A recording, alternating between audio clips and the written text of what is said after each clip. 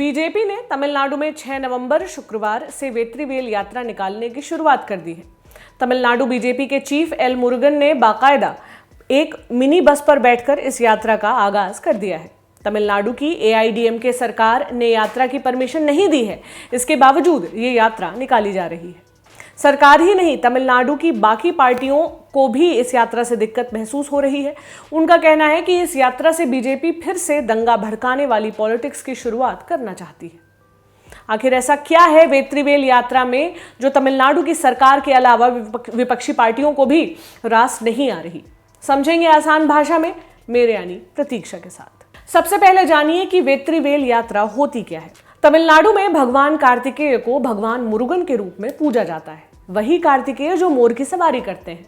मुरुगन शब्द बना तमिल शब्द मुर्कन से। इसका मतलब होता है युवा।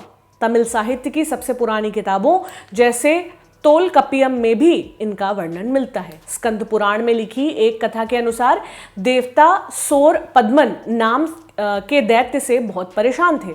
उन्होंने अपनी रक्षा के लिए देवता ब्रह्मा और विष्णु के पास पहुंचे। उन्होंने भगवान शिव के पास जाने का रास्ता सुझाया। शिव ने दैत्य से निपटने की जिम्मेदारी अपने बेटे कार्तिकेय यानी मुरुगन को दी। मुरुगन ने उस दैत्य का संहार किया और देवताओं को बचाया। इस लिहाज से उन्हें युद्ध का देवता भी माना जाता है। संगम साहित्य में कई जगह उन्हें प्रेम का देवता भी कहा गया है। तमिलनाडु के अलावा केरल, कर्नाटक, आंध्र प्रदेश और तेलंगाना में भी इनके मंदिर हैं। हालांकि भगवान मुरुगन से जुड़े 6 पवित्र स्थान पूरे तमिलनाडु में हैं। इन्हें अरुपाद्वीवीडु कहा जाता है। ये पवित्र स्थान है तिरुपरानकुंद्रम, तिरुचेंदूर, पालानी, स्वामीमलाई, तिरुतिनी, पहामुदिचोलई। अगर कोई नाम मुझसे किसी का उच्चारण गलत हो गया हो तो मुझे माफ करें। आगे बढ़ते हैं। भगवान मुरुगन के भक्तों की इच्छा होती है कि वो जीवन भर में कम से कम इन 6 जगहों की यात्रा जरूर कर लें, जिनके नाम पढ़ना मेरे लिए थोड़ा सा मुश्किल है।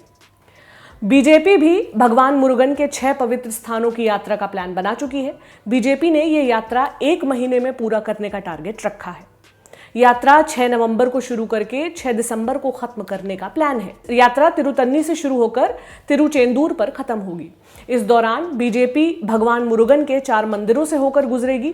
इस दौरान तमिलनाडु बीजेपी के कई नेता यात्रा में मौजूद रहेंगे और लोगों से मिलते और संबोधित करते हुए आगे बढ़ेंगे। इस यात्रा के लिए बाकायदा यूट्यूब कैंपेन और एंथम सॉन्ग भी लॉन्च किया गया है। चूंकि ये पवित्र स्थान पूरे तमिलनाडु में फैले हैं, इस लिहाज से इसे इलेक्शन से पहले माहौल बनाने वाली यात्रा कहा जा रहा है। याद रहे कि अगले साल तमिलनाडु में चुनाव है। अब बस कुछ महीनों का ही वक्त बचा है। फिलहाल प्रदेश में बीजेपी समर्थक जहां पर हैं, वहां से यात्रा शुरू कर रहे हैं। इस दौरान बीजेपी के राष्ट्रीय महासचिव सीटी रवि को यात्रा निकालने पर हिरासत में ले लिया गया है। इस बात की जानकारी उन्होंने ट्वीट के जरिए दी।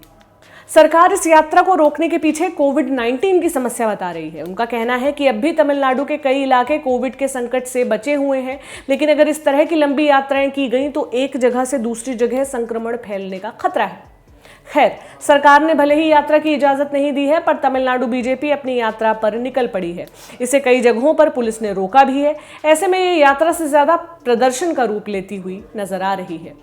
यात्रा के दौरान तमिलनाडु बीजेपी चीफ का कहना है कि जब प्रदेश में स्कूल खुल सकते हैं, बिहार में इलेक्शन हो सकते हैं, तो धार्मिक यात्रा निकालने में क्या दिक्कत है।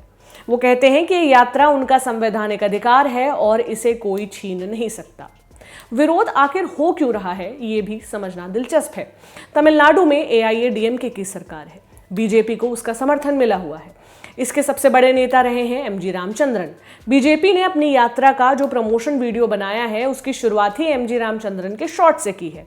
इसे लेकर भी एआईएडीएमके के कई नेता नाराज हैं। उनका कहना है बीजेपी एमजी रामचंद्रन को धर्म की राजनीति से जोड़कर दिखाना चाहती है।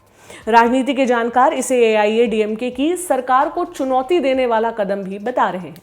विपक्षी पार्टियां भी भड़की हुई हैं। सीपीआईएम के स्टेट सेक्रेटरी के बालकृष्णन का कहना है तमिलनाडु सरकार को इस यात्रा को फौरन रोकना चाहिए। ये प्रदेश में दंगा कराने की कोशिश है। दलित समर्थन वाली पार्टी वीसीके के प्रमुख तोल तिरुमालावन का कहना है इसकी आखिरी तारीख 6 दिसंबर रखा जाना एक साजिश की तरफ इशारा करता है। इस दिन न सिर्फ बाबरी मस्जिद गिराई गई थी, बल्कि यह दिन भीमराव अंबेडकर की पुण्यतिथि का भी है।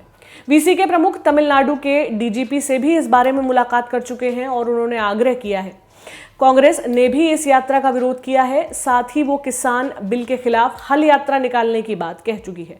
बताया जा रहा है कि राहुल गांधी भी इसमें शामिल होंगे। हालांकि इसकी कोई तारीख अभी घोषित नहीं की गई है।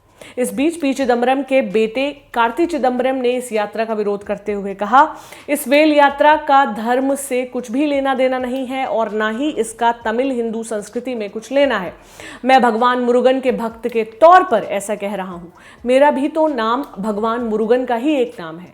बीजेपी के हिंदी और हिंदुत्व के एजेंडे को तमिलनाडु हमेशा नकार देगा। हालांकि तमिलनाडु बीजेपी के राज्य उपाध्यक्ष का कहना है, बीजेपी नहीं बल्कि राज्य की विपक्षी पार्टियां यात्रा पर राजनीति कर रही हैं। राजनीतिक पार्टियां 6 दिसंबर को किसी खास मकसद से इस यात्रा को जोड़ रही हैं। विपक्षी पार्टियां लोगों को बांटने वाली बात कह रही हैं। जो भगवान मुरुगन को मानते हैं वो शांति प्रिय होते हैं। विपक्षी पार्टियां 3 तलाक कानून खत्म होने के बाद बीजेपी को मिल रहे समर्थन से डरे हुए। जब इस यात्रा का लोगो और थीम सॉन्ग लॉन्च किया जा रहा था, उस वक्त Tamil Nadu BJP president L Murugan ने कहा था, ये यात्रा तमिलनाडु की पॉलिटिक्स का टर्निंग पॉइंट होगी। असल बात यही मालूम पड़ती है।